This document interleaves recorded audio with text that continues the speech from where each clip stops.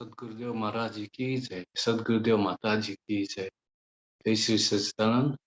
I've been given another opportunity to say my satsang in Hindi, in English.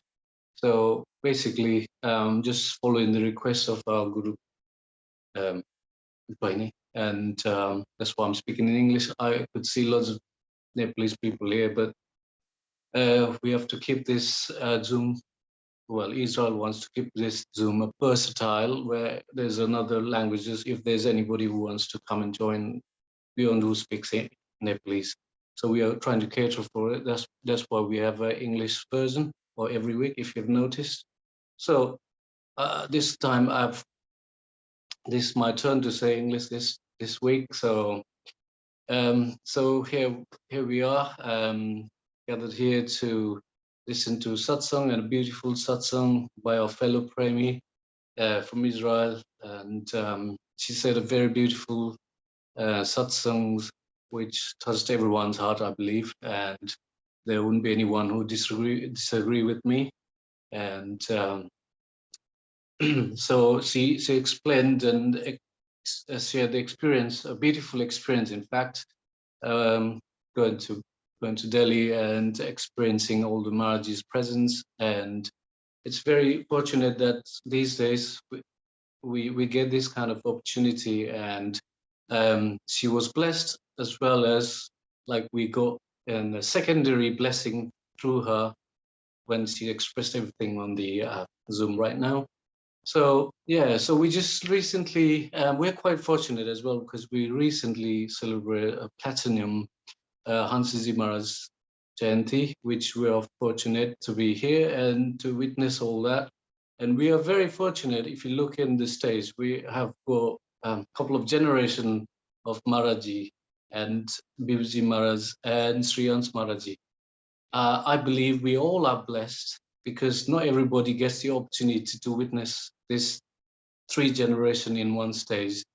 It's very, very auspicious for us, and as a Premi, and we have to cherish this for the rest of our lives, because not everybody can experience this, and we are blessed because we don't know what's tomorrow. See, and today is the time which is very precious. Yesterday is gone, nobody knows about it, and we don't want to know. But tomorrow, we haven't seen it, but today is the day, and we can change your fortune today, because today is the day, or at the present is the time where we can change our fortune, correct yourself, cultivate the habit of sitting for meditation if you haven't started yet.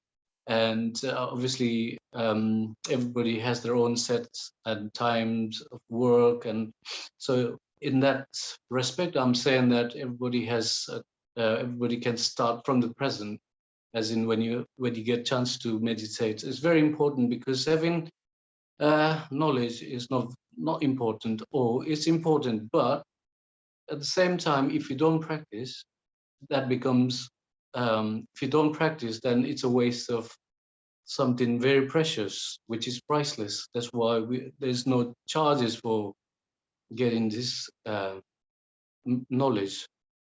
And so if it's in our own hands to take it forward, like one step ahead of what you are today, or what you're going to be tomorrow. It's in your own hands, and you need to work on it. I know it's not easy. It may be easy to carry a lot of, like, 100 kilos in a bag and walk up the hill. That would be easier, but sit for meditation for the first couple of times, at least even 5 minutes to 10 minutes, is a heavy task. It's a big task, even worse than carrying 10 kilos of bags up the hill. And because everything hurts, and to start with, we can't sit in lotus feet, obviously, to begin with, but you need to cultivate the habit by doing every day, one day at a time. And you eventually you will have your spine straight. You can sit like this as we practice furthermore. And yes, so practice is all we need. And we've heard so many times from Maraji and Mataji that we need to practice, practice, practice. Practice makes man or woman perfect, as you know. And we've been given such a beautiful, easiest form of meditation, which is not like some other. I don't know. I don't go to other sects, but it's easier than loads of things that we've been given or shared by different spiritual masters and all that. So even though we could use, you don't need to sit down on lotus feet to meditate. It's so easy. You can walk as long as you don't talk. You can do Kichari Mundra and you just carry on. It's ticking as if it's timer. It's ticking. It's up to us. As much as we do, it's for your own betterment. You know. And going back to Hansaji Maharaj, he's been our North Star, in it, so to say. He's been a beam of light, hope for thousands and thousands of people now. But I was talking to BBC Maharaj in London, and we had a conversation. I had the opportunity to have a conversation with him, and he was telling me how hard life was for Hansaji Maharaj. You know, it's not, it wasn't a smooth sailing for him and his generation. Yeah, people didn't take it seriously, and in fact Bibji Maharaj told me that Hansaji Maharaj walked from India to present Pakistan, Rawalpindi, I think he said, on foot to give satsang, to obviously cross the border. So those days, it's easy for us now. These days we just get in the plane, go to another city where there's a program, or even when there's in India, we just sit on the plane. We're so bored that there's an in-house film going on the screen, and the planes, and there's loads of hundreds of entertainment. And if you're bored with economic class, you can go to first class and business class. You name it. All you need is money, and people do have money sometimes. So we have had it easy. We have had it easy today because Hansaji Maharaj did all the hard works and Sri Mataji did all hard works, so that today now, right now, so we can enjoy and we don't have to work harder than they had, because they know that we are in Kaliug, and we are those kind of premies where we could be tomorrow you ask for sewa and they might disappear from this organization, or you there are premies like that. You ask them to do some sewa and they will just not turn up because it's not up to their standard, somehow like that. But again, so Hansaji Maharaj put lots of effort. He was going from place to place, didn't have any food to eat on time, and they would listen to satsang, but some people would listen and some wouldn't. And there was a time when Hansaji Maharaj was giving satsang to the and he believed in karma as well. Yeah, he wanted people to work as well as doing meditation, not just like pack your bag and go to the cave and meditate once I give you this knowledge.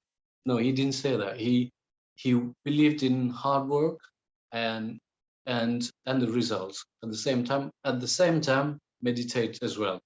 So he was given satsang. You can hear, you should have heard it in the so many times, but where this person, a farmer, was agreeing to listen to Hansaji Maharaj, but he stopped plowing his field and he started listening. And Hansaji Maharaj says, no, you got to plow your field, and I will be telling you the satsang on your side as you do as you plow in the field. And on side by side, he was given satsang to this premi. So he believed in hard work, karma, and that's how our Maharaji was. So we've been blessed by such a great guru, and he may not be here today, but today what we are experiencing, it's his gift to us, uh, which we wouldn't be experiencing or else. And Maharaji's Gyan, knowledge has been uh, uh, beacon of hope for thousands of people, not just here, like for everywhere. And I want to add, like the premies from Israel. I know you've done tremendous sewa. Uh, I feel like you guys are like a lotus. I say that because where you are is lots of conflicts between this sect and that sect. You know better than I do, and there's lots of things happening. There's life-threatening things going on. Not just a couple of months ago, where they had a problem with Palestine and all that, and all the rockets that was coming through. And I was asking Bimla Beni how is it going on and all that. So make sure they're all safe and all that. But with Maharaj's grace, we all are here and we're all safe, and we're still doing the seva like you're doing brilliantly. It's been a brilliant year, as spiritually evolved everyone. Like some people wouldn't be able to sit for more than 5 minutes, 10 minutes for myself. Now we can stay for a little longer. I wouldn't quote on the hours and times, but yes, we have definitely evolved spiritually, each and every one of us. Um, and I have, I can assure, and I believe everybody has put their heart and soul in it when they suddenly realized spiritually we have to evolve. But that grace goes to Hansiji Maharaj, Sri Mataji, Maharaji, and all the divine families. And we are so blessed to be premies. And I know we have never met each other, but still, you might know who I am now, and I know who some people are, which I would never know. And this is the connections, that spiritual connection that has created us, not social media, not Facebook has brought us together here like this. I wouldn't know who you were if I was just browsing in a Facebook or whatever. So in a social media, Instagram and all that. But I know who you are through our spiritual connection. And this is what Sadbhavana means. Now I feel very close to you because I have the same, I've been made to understand what and who I am. And I have been made to understand that who you are and we are no different to each other, despite of color, creed, race, nationality, where you are in geographical location, where you are, it doesn't matter. What matters is you're a human being, and so am I. And that's when we have understanding, and that's been brought to or implanted us through satsang by Maharajis and Matajis. So all I want to say is, look, the world's gone in a pear-shaped, basically.